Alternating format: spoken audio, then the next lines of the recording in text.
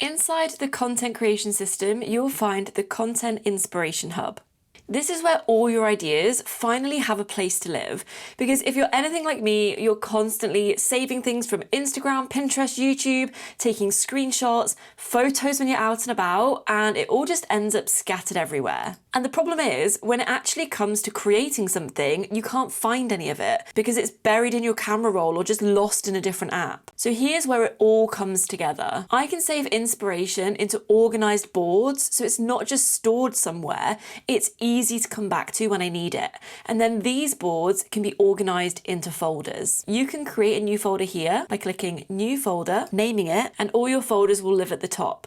Right now, none of these boards are organized into folders, so I'm just going to add them by clicking the three dots at the top right-hand side of the board. And I'm going to add this into content pillars. You can click the folder to expand or collapse.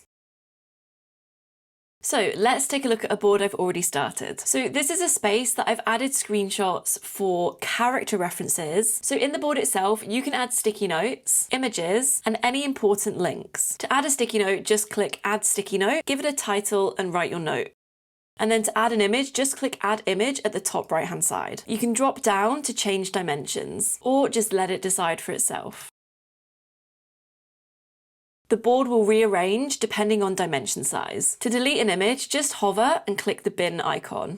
Let's have a look at content ideas. So this is less about just saving things and more about having a space where your ideas actually come together. And all that inspiration across all the platforms you use can be stored in this one location inside your business hub.